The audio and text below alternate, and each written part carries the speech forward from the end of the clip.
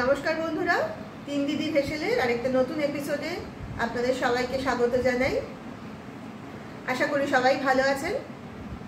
আজকে আমরা আপনাদের জন্য যে রেসিপিটা নিয়ে এসেছি, এটা খুবই সহজ একটা রেসিপি। তবে এই পদটা কিন্তু মূলত হচ্ছে পশ্চিম ভারতের একটা খুব জনপ্রিয় পদ। মহারাষ্ট্র, গোয়া এইসব জায়গাতেই কিন্তু এই পদটা খুব জনপ্রিয়। তবে দক্ষিণ ভারতেও এই পদটা যথেষ্ট চলে।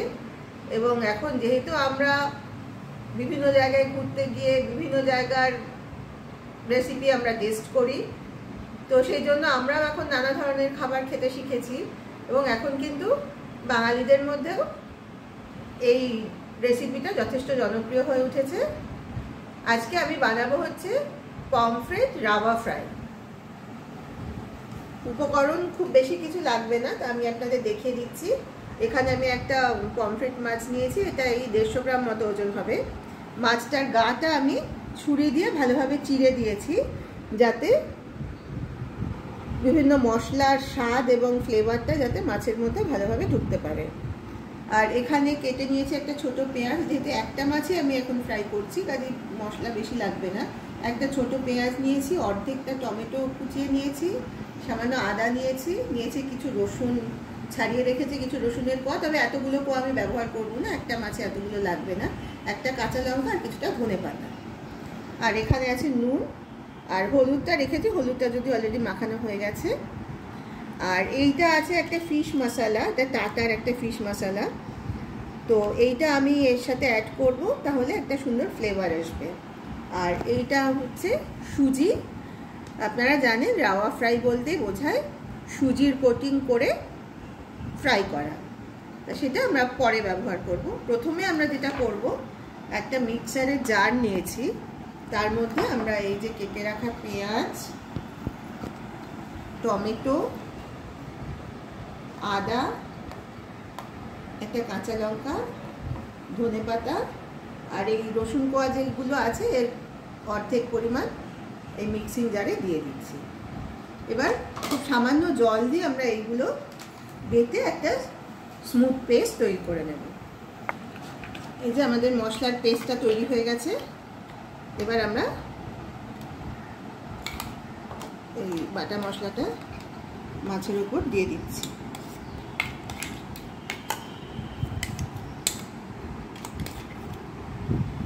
আমরা মাছে আগে সামান্য নুন মাখিয়েছিলাম, নুন আর হলুদ। এইবার এই মশলাটার সঙ্গে আর একটু নুন দিচ্ছি,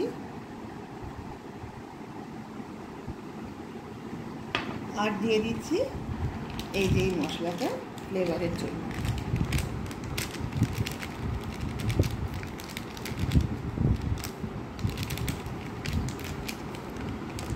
এবার এগুলো সব ভালো করে মিশিয়ে মাছটার ভালোভাবে মাখিয়ে দেব। মাছটা দুদিকেই ভালোভাবে এইভাবে মশলাটা মাখিয়ে নেব।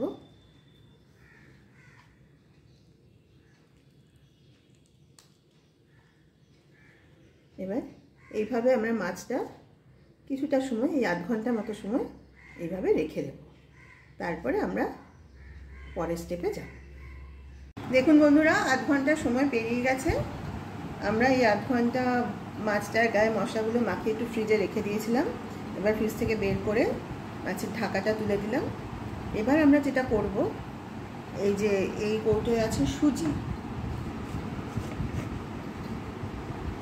এবার আমরা এই প্লেটটার মধ্যে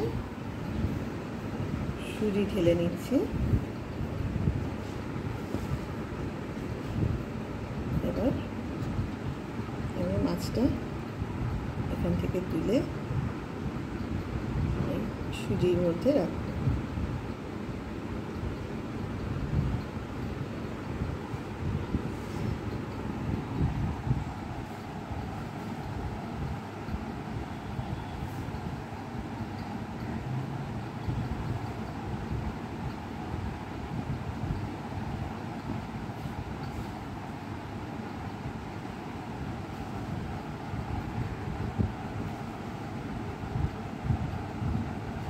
এবার মাছটাকে খুব ভালোভাবে সুজি দিয়ে কোট করে নেব।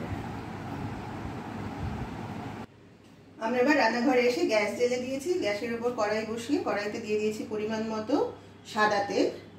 এবার তেলটা গরম হলে আমরা সুজি মাখিয়ে রাখা মাছটা এটাতে ফ্রাই করে নেব।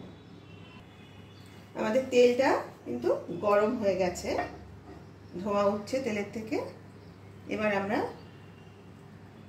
আঁচটা একটু কমিয়ে নিয়ে এই যে সুজিতে কোট করে রাখা পমফ্রেট মাছটা এবার এই কড়াইয়ের মধ্যে দিয়ে দেব। এবার এটা কিন্তু আমরা কম আঁচে ভাজবো, যাতে মাছের বাইরের সাথে সাথে ভেতরটাও যাতে ভালোভাবে সেদ্ধ হয়ে যায়। আর যদি বেশি আঁচ প্রথমেই দিয়ে দিই তাহলে কিন্তু বাইরেটা পুড়ে যাবে আর ভেতরটা কাঁচা থেকে যাবে। একটা দিক কিন্তু ভাজা হয়ে গেছে, দেখুন একটা ব্রাউনিশ কালার চলে এসেছে। এবার মাছটাকে উল্টে দিয়েছি অন্য দিকটাও ভালোভাবে ভেজে নেওয়ার জন্য।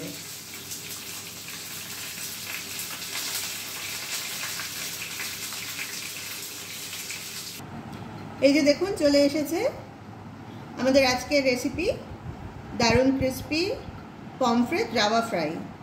আমি এই মাছটা একটু পেঁয়াজের রিং বানিয়ে তার সঙ্গে দুটো ধনেপাতার ডাঁটি দিয়ে পরিবেশন করে দিলাম। এবার আপনারা আপনাদের পছন্দ অনুযায়ী কাসুন্দি বা যে কোনো ধরনের সস দিয়ে এটা খেতে পারেন। তবে আমি কথা দিচ্ছি আপনাদের কিন্তু এটা দারুণ লাগবে। তাই সকলকে বলছি আপনারা প্লিজ একবার এইভাবে বাড়িতে বানিয়ে খেয়ে দেখুন এবং খেয়ে কেমন লাগলো সেটা প্লিজ আমাদের কমেন্ট করে জানান। আমরা কিন্তু অবশ্যই আপনাদের কমেন্টের অপেক্ষায় থাকবো। আর ভিডিওটা ভালো লাগলে প্লিজ একটা লাইক দেবেন আর শেয়ার করবেন আপনাদের পরিচিত সকলের সঙ্গে। আর যারা যারা এখনো পর্যন্ত আমাদের এই 3 দিদির হেসেল চ্যানেলটাকে সাবস্ক্রাইব করেননি তাদের সকলের কাছে আমাদের অনুরোধ, আপনারা প্লিজ 3 দিদির হেসেল চ্যানেলটাকে সাবস্ক্রাইব করুন। আজ তাহলে এই পর্যন্তই, আবার আগামীকাল আপনাদের সঙ্গে দেখা হবে একটা নতুন রেসিপি নিয়ে। সবাই ভালো থাকবেন, নমস্কার।